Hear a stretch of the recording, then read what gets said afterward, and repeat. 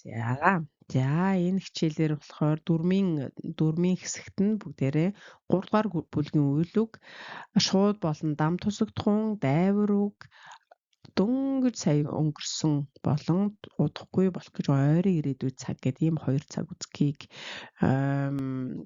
сэргээн санах нэ. Хэрвээ сэргээн санах өмнө нь наривчилж яг сайн гэж тогтож үзээгүй, ойлгоогүй байвал энэ дээр баттгнаа гэсэн үг. За би одоо энд үйл өгнүүдийг нь хэлээд өгье. Энэ irrégulier гэдэг нь болохоор дөрмийн бус хувиргалтай гэсэн үг. Fréquent гэхээр энэ байн гэсэн утгатай байна л да. За тэгэхээр 3 дугаар группийн үйл өгнүүд бол ер нь их өвөрмөц хувиргалтай байдаг. Тэр дундаа онцгой бүр нэг тэрслүүд хувиргалтай хэдэн үг байдаг. Тэдний жишээ нь эднэр. Ямар ч цаг дээр байсан дандаа л нэг яаж игээд нэг бусдаасаа өөр хувирчих гээд байдаг үйл өгнүүд. Тэгэхээр энэ гихнээс нь сайхан тогтож аваад цээжлүүл өстой онц сайн. За энэ ачаага биеийн төлөөний үгс байна. Хойш нь aller явах, venir ирэх, faire хийх, dire хэлэх, pouvoir чадах, vouloir хүсэх, prendre авах, voir харах, savoir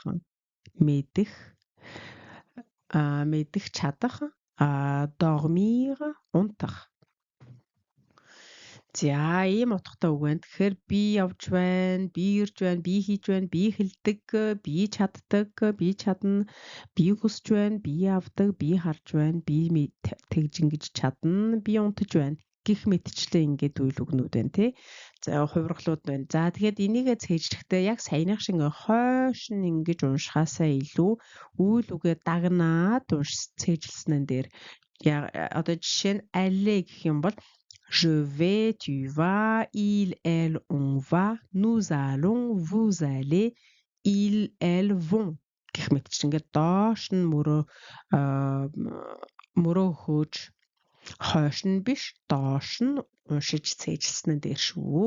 За дараагийн хуудсан дээр яг энэний дараа зөвхөн элдв тайлбаргүйгээр үйл үгийн нэг бүрчлэн уншаад өгөмж.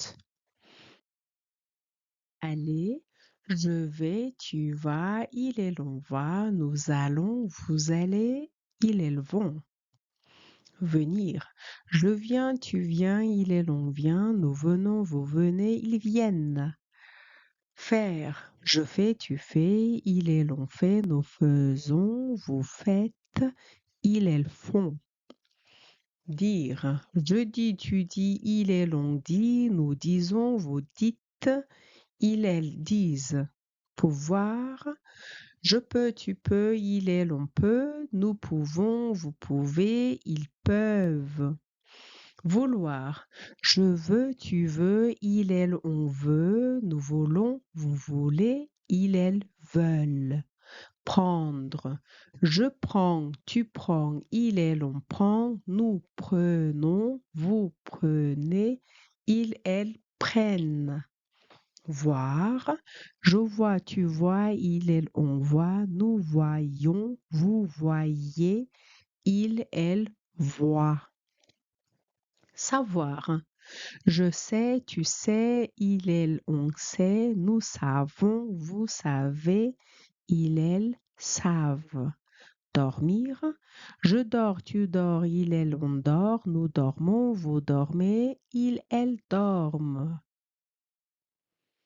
За эндээс нэг юм сонсоод авчих. За энэ шууд ба дам тусагдах хүн гэж их яригдана. Энэ биднэрт хожмын том одоо дүрмийн эхлэлийг өөр ялангуяа Франц хэлэнд энэ юугаараа чухал вэ гэхээр B1-ээс дээш дараагийн нийлмэл холбоосууд ашиглах тохиолдолд энэ маш их хэрэглэгддэг. За энийг эхнээс нь сайн гэж гаршуулаагүй, дадаагүй байгаа хүмүүс B1-тэй ороод нэг л болж өгдөггүй. Бүр яагаад ч болж өгдөггүй юм байгаа шүү. Тэгэхээр энийг эхлээд бүгдээрээ сайхан ойлгоё. Дамж тусагдах хүн гэж юу юм? Шууд тусагдах хүн гэж юу юм? За тэгэхээр энийг одоо Франц хэлэнд товчлоод COE гэд нэрлээд явчихдаг юм байна шүү. За COD гэдэг нь болохоор дам биш шууд тусагдах хүн гэсэн үг. За тэр нь харахаар pas de préposition гэж байна. За урдаа ямар ч огтур авахгүй байвал хэн юу гэсэн асуултанд хариулагдаж байвал шууд тусагдах хүн. За энэ хараа j'aime ma mère. Би ээжигээ хайрладаг гинэ. Би ээжтэй хайртай.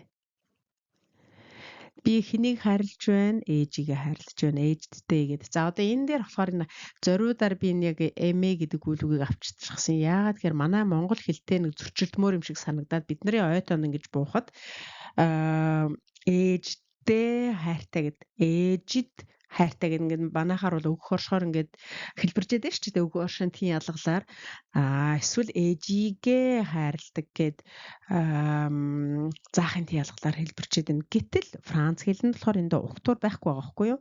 J'aime гэд араас нь шууд дорж бат дулам гахай нохой муур эмээ үнэ тэмээ ямаа гэд шууд дурын ямар нэг юм хийж болно амтай аймгүй.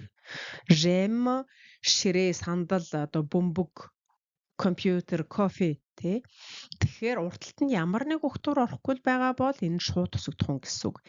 J'aime ma mère. Би миний ээж гэсэн үг байна тий. За дараагийнх нь je remplis le formulaire. Энэ le formulaire гэдэг нь болохоор нөгөө анкет гэдэг үг нэ тий. Асуулга. Би асуулга бөглөж байна. Бөглөдөг. Je vois une dame. Би нэг эмэгтэйг харж байна. За ингээд харахаар энэ ма le une гэд энийг одоо угтвар гэж андууруу зэ.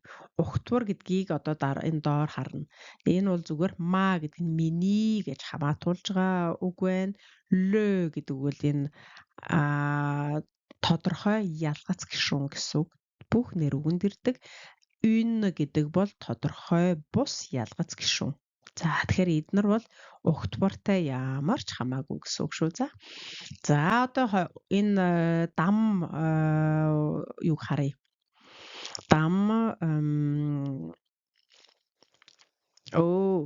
тусагдах. За тий дам тусагдах. Дам тусагдах үнийг харъя. Энэ avec гэж байна те. Avec une préposition. Угтвартай хамт хэрэглэгдэж байвал те. Энэ à qui de quoi гэд de гэх мэтчлэн угтвар юм те. Тэгэхээр ямар нэг угтвартай орж хэнтэй, хэнд, юугаар гэх мэт асуултанд хариулагдаж байвал нэр үг, төлөөний үг, үйл үг, гишүүн өгүүлбэр гэх мэтчлэн энэ бүгд өөрөө дам тусагдах юм болно гэсэн үг. За одоо жишээг нь харъя. Je viens би ирж байна. Je хаанаас ирж байна? Je viens de l'école. Би сургуулиас ирж байна. За ингэн гэхээр энэ хаанаас гэж байгаа учраас de гэд угтвар авлаа. Тэгэхээр энэ бол дам тусагдах юм болж таарлаа. За je parle à l'agent. Би ажилтнтай ярьж байна. Би ажилтнанд ярьж байна. Тэгэхээр энэ угтвар авлаа. Тийм учраас одоо энэ agent гэдгийнх нь оронд одоо болд цэцгээ дулмаа долгор тий долгор болд хишгээ цэцгээ гэд ингэх юм бол бүгд дам тусагдах юм болох нь. За энэ орлуулчихсан байна. Je lui parle. Тэгэхээр энэ хэнд гэдгийг нь би түүнд гэд энэ parler гэдэг нь араас авж байгаа учраас ингэ орлуулсан байна. За энэ яг орлуулах төлөөний үгийг бол өөр дэлгэрэнгүй хичээлээр дараа дахин дурддаг учраас ерөөсөө энэ хичээл яг энүүхэн 5-6 мөрөнд яригдж байгаа дөрмийн асуудал ингээл ахиж хизээш дурддаггүй гэсэн үг биш шүү. Бити санаа зовоорой. Дараагийн юмд дурддагдаад тайлбарлагдаад явах бах. За дараа нь je pense à son avenir. Би il pense тэр бодож байна гэнэ. Il pense. За тэгэхээр энэ son гэд түүний avenir гэдэг нь ирээдүй. Тэр өөрийнхөө ирээдүйн талаар бодож байна. За энэ penser гэд бодох гэдэг нь бид нар бол тийм юмны тухай бодож байна. Би түүнийг бодож байна гэдэг байгаа тийм ээ. Тэгэхээр Франц хэлэнд тэрийг penser гэдэг үгүйлэг араасаа авдаг. За il pense à son avenir тэр ирээдүгээ бодож байна. Хэрвээ тэр цэцгээг бодож байна гэх юм бол il pense à цэцгээ гэх нь байна.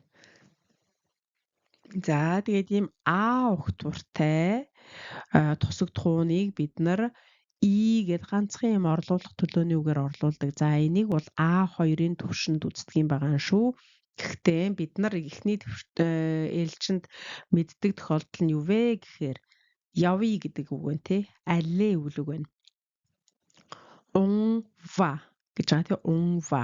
Гэтэл бид нар за явцгаая гэж нураалан дуудахдаа on y va гэдэг тий. On y va. Тэгэхээр тэр и чинь энэ байгаа байхгүй юу? Орлуулах төлөөний үг гэсэн. Яг тэр aller гэдэг үйл өгдгийн жишээгээр авахад on y va хаашаа явах гэж байгаа юм? Тийшээ явъя. Сургууль явъя, дэлгүүр явъя, тий цирк явъя гэд. Тэгэхээр ямар нэг байршил заасан тусагдах ууныг энэ y-гэр ганц и гэр орлуулчихдаг юм шүү. За on y va. Тэгэхээр il y pense. Энд чи а-гаар а өгтвортай тусагдах ууныг ингээд y-гэр орлуулчихж байгаа. За je viens avec Zaya. Би Заяатай ирнэ. Би Заяатай ирж байна. Je viens avec elle. За энэ elle гэдэг бол одоо чинь заяа хэрвээ эмэгтэй хүн гэж үзвэл түүнтэй тэр бүсгүйтэй түүнтэй ирж байна гинэ. За одоо энд ингээ хараа энэ бол бүр ask гэд ийм байдгийн шүү гэд энэ тайлбарт нь одоо энэ гишүүн өгүүлбэр гिचгсэн байгаа шүү дээ. Гишүүн өгүүлбэр гिचгсэн байгаа учраас энд нь жишээ оруулж байгаа юм аа. Энэ бол одоо оюун төгөлдөр та нар минь бол сурч байх. Анхаан шатндаа ингээ явж байгаа ч гэсэн энэ бол ер нь л бараг B1-ээс эхэлж үздэг юм юу юм байгаа шүү. Холбоос. За тэгэхээр ийм юмд эртнээс дасгахын тулд бид нар шинээр үйл үг сурлаа бол араас нь ямар өгтвөр авдгийн байна гэдгийг анзаарах хамт цээжлэх ёстой гэсэн үг. За тэгэхээр obéir гэж 3 дугаар групп. За тэгэхээр энэ үйл үгийн obéir-ийн өгтвөр нь шаардлага өгтвөр нь болохоор энэ юу вэ? Энэ 2 дугаар групп үйл үг шүү андуурсан байна би сая. J'obéis би дуулууртай байдаг одоо сонсдог дагам мөрддөг гэсэн утгатай үг байна л та. Тэгэхээр энэ араасаа а авдаг байна. J'obéis à ce que tu dis. Би чиний хэлж байгаа зүйлийг дагая. Тэрийг мөрддөгөө, тэрийг чинь хүнддэгдэгэ. За тэгэхээр энэ obéi. За дараа нь je commence à travailler. Би ажиллаж эхэлж байна. За энэ хараа commencer араасаа авдаг.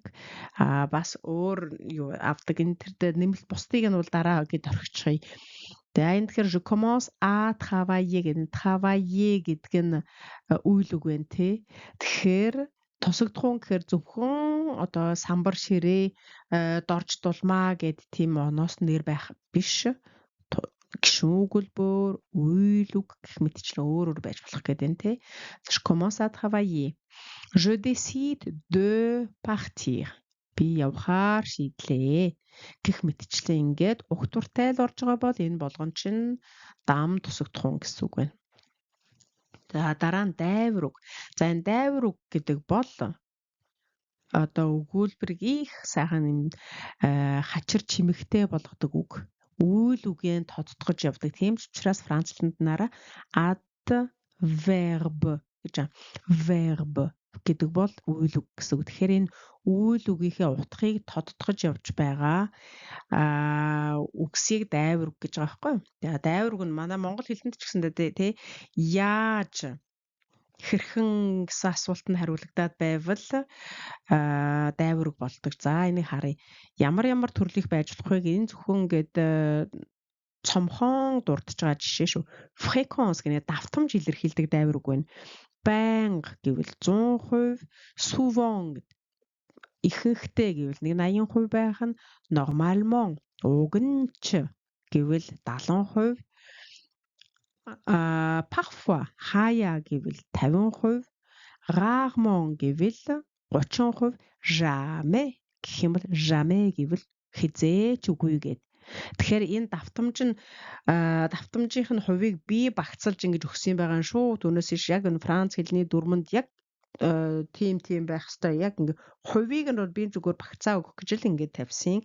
Яг ингэдэг жишээ нь ягаад 75 биш юм, ягаад 35 биш юм гэж тэр бол хувь хүмүүсийн өөрсдийнхөө үзмжээр хийж болох юм байгаа шүү. Зүгээр энийг багцаа өгөх гэж л ингэж хувийг тавьсан.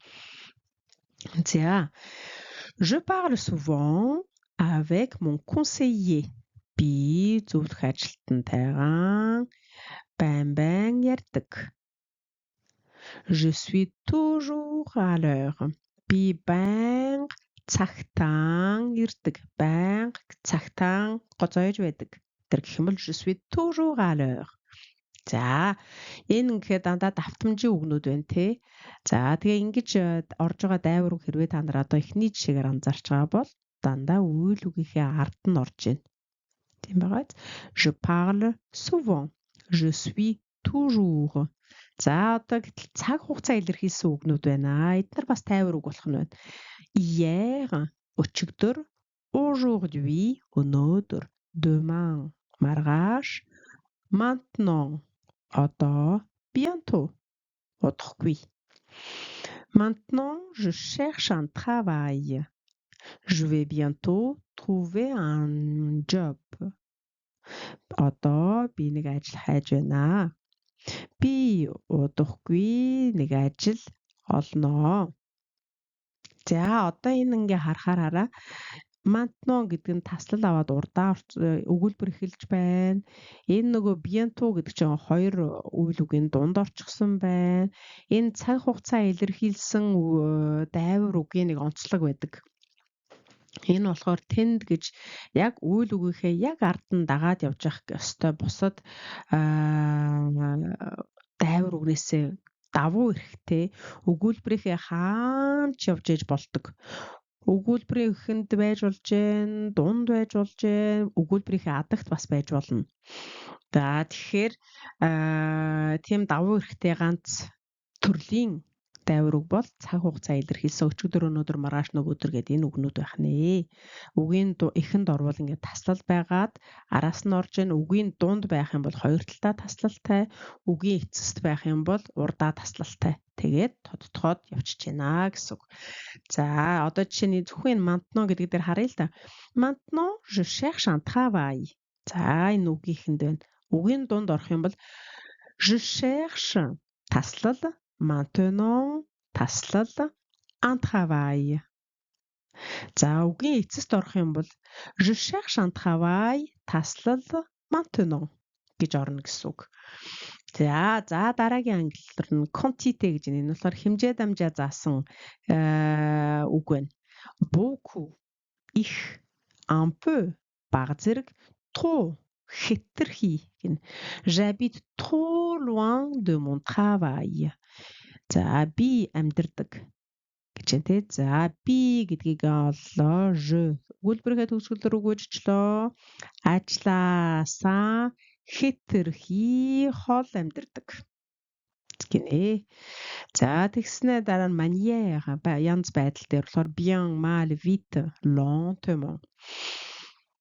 Энэ дээр болохоор жинхэнэ яг ямар гэсэн ямар гэсэн асуултанд хариулагдахаар өгдөг баа. Сайн, муу, хурдан, удаан. Je travaille bien en équipe. Би багаар сайн ажилладаг гинэ.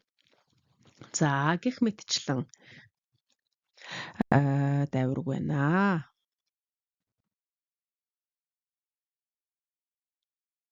За одоо энэ дөрөвдүгээр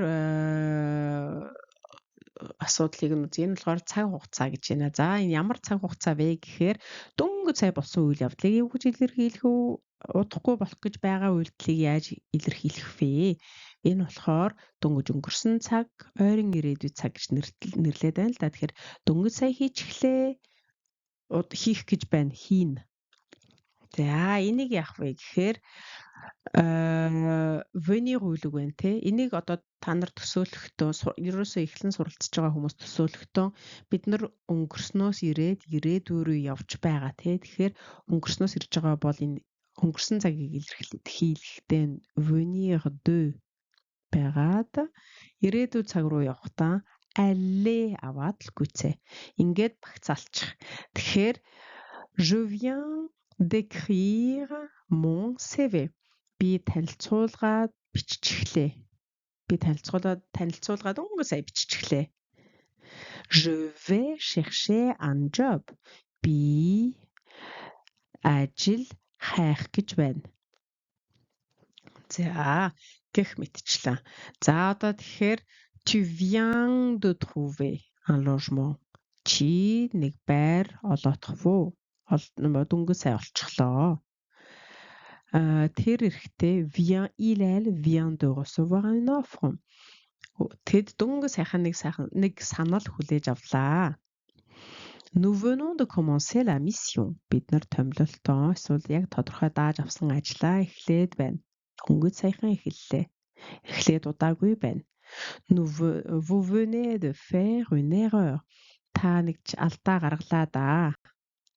Та дөнгөж сайн нэг буруу зүйл хийчихлээ дээ. Elles viennent d'arriver à l'heure. Тэд яг цагтаа ирцгэлээ. Тэд дөнгөж сая ирцгээчихлээ. За одоо гэтэл ойр ирээдүйн цагийг харъя. Je vais chercher un job. Би ажил хайх гэж байна. Tu vas habiter loin? Чи хол амьдрах уу? Elle va accepter la proposition. Тэр саналыг хүлээн зөвшөөрөх гэж байна. Nous allons refuser cette invitation. Бид нар энэ урилганд татгалзнаа. Vous allez travailler lentement. Та нар удаан ажиллах нэ. Удаанаар энэ lentement гэдэг нь болохоор цаг хугацааны удааныг хэлж байгаа юм биш шүү. Ер нь нөө хийж байгаа үйлдэл нь удаан, тааваараач гэдэг юм уу? Тэр утгаар юм байгаа шүү. Lentement гэдэг нь. За, ils vont être bien ici. Тэд энд сайхан байх нэ. За, ийм утгатай байх нь. За, дараа жишээг нь харъя. Je viens de remplir le formulaire. Би дөнгөж сая анкет бүгэлжглөө. Je remplis. Би бүглэж байна. Je suis en train de remplir. Би яг одоо бүглэж байна. Je vais remplir. Бүглэх гэж байна. За ингээд яг цагийн хувьд ялгаатай ийм дөрвөн өөр цаг байна. Их гоё юм утгын ялгаа нь байгаад байгааз. Дөнгөж сая тэгчихлээ. Тэгж байна. Тэгдэг. Би яг одоо тэгж байна. Тэгэх гэж байна. За ийм дөрвөн цаг байна. Nous venons d'écrire le CV. Бид дөнгөж сая танилцуулга биччихлээ гэд хоошоо явах нь. За дараа нь je viens de trouver un emploi. Би дөнгөж сая нэг ажилтай болчлоо. Ажил олчихлоо. Энэ яг цалинтай ажлыг un emploi гэж байгаа шүү. Түүнээс ч зүгээр нэг төр зуртаа хийх юм бол биш шүү. За il vient de passer un entretien. Тэр дөнгөж сая ажлын ярилцлаганд орлоо. Одоо орчлоо гэсэн үг байна. Ороод гарчихлаа тий эсвэл je viens d'envoyer mon CV. Би дөнгөж сая танилцуулга илгээчихлээ. Би танилцуулга илгээж байна. Би яг одоо илгээж байна. Би илгээх гэж байна. Гэт. За энийг тэгэхээр янзын сайхан гэж өстой насны тоогоор хэлж сайхан зөвшрүүлээрээ. За одоо энд 2 цагийнхаа ялгаа гаргаад яг игнээгэр нь доош нь ингэж уншиж өгөмж энэ бүгд доотлын жишээг ч гэсэн. За je viens d'écrire mon CV. Tu viens de trouver un logement.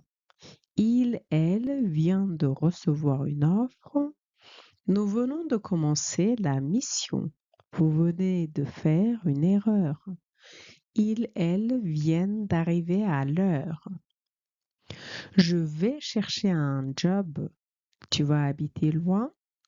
Il, elle va accepter la proposition.